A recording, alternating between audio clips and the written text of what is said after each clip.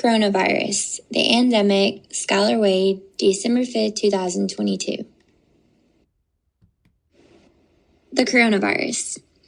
Everyone is probably somewhat familiar with the coronavirus. It was a time that affected many people, not just financially, but mentally and emotionally too.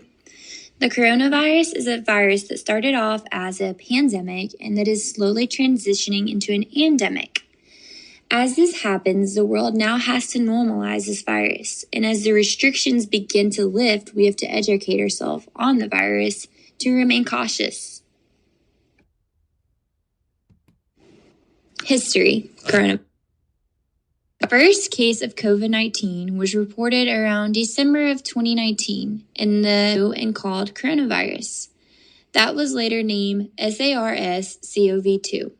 SARS-CoV-2 is said to have originated from animals and mutated so that it can cause illnesses in humans. It is spread through droplets and virus particles released into the air when an infected person breathes, talks, coughs, or sneezes. Therefore, this is why the restrictions such as mask wearing, hand hygiene, and physical distancing was put into place to protect people.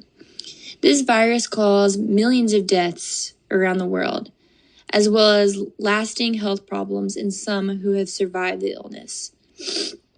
Two viruses known as Pfizer and Moderna have been fully approved by the FDA and recommended by the CDC as highly effective as prevention from the virus. This was found on Johns Hopkins Medicine. Effects. Jobs. Coronavirus. Jobs are the first effect that we're going to be discussing today. During this time, many people were either fired, allowed to work from home, or put on an unemployment status until the restrictions were lifted.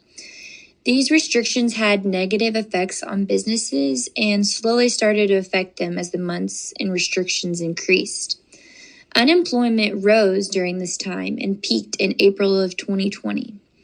Cumulative job losses hit around 23 million in May of 2020.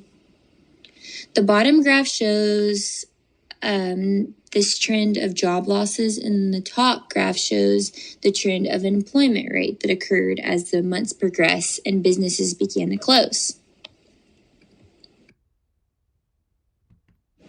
Effects. Businesses. Coronavirus.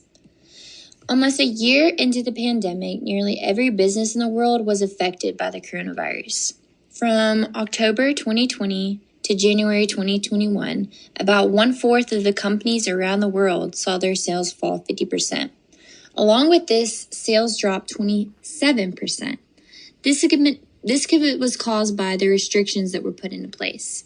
I remember people feared going to their grocery stores, and businesses started to struggle with keeping employees because of this. Without customers, stores are not able to pay their employees, which caused many places to go out of business. Around 65% of businesses had to adjust their payrolls by reducing hours, wages, or granting leave. And because of this adjustment, only 11% of companies laid off workers. I got this information from the World Bank. Effects. Impact. Coronavirus. The charts provided show the recorded confirmed deaths caused by the coronavirus.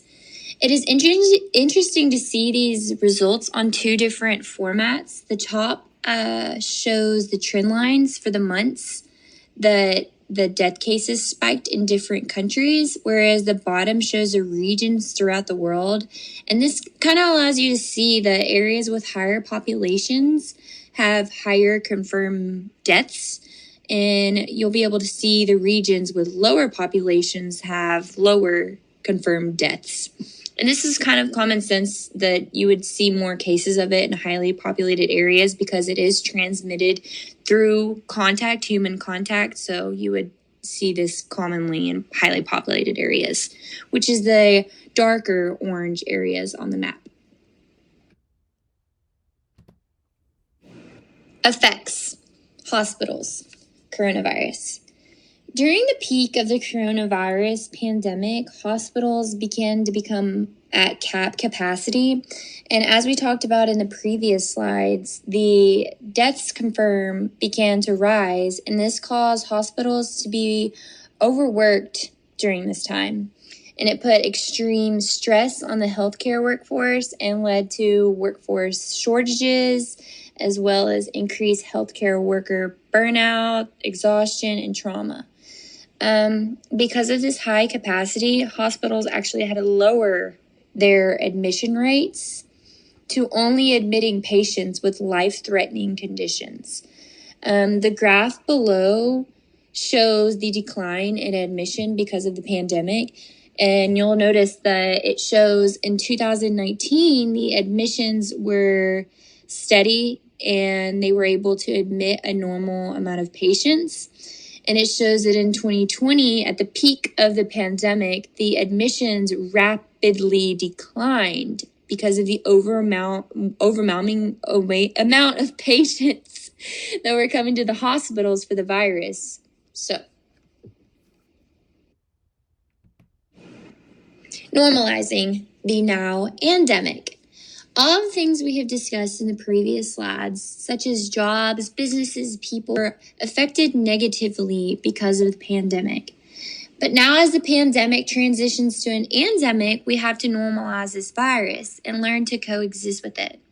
This may seem crazy because at one point this virus caused millions of deaths, but more research has been going into vaccines and treatments of the virus, and as this happens, the restrictions are slowly beginning to lift.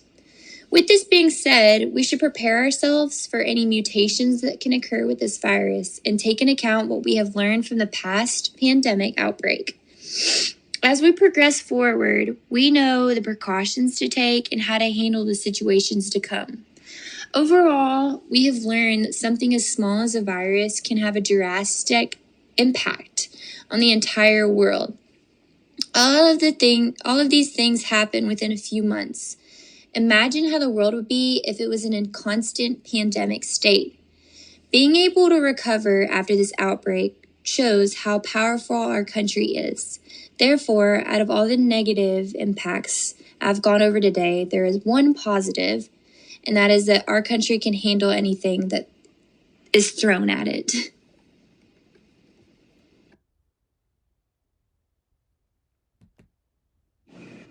Below are all of the sources that were provided throughout the presentation. Thank you for listening.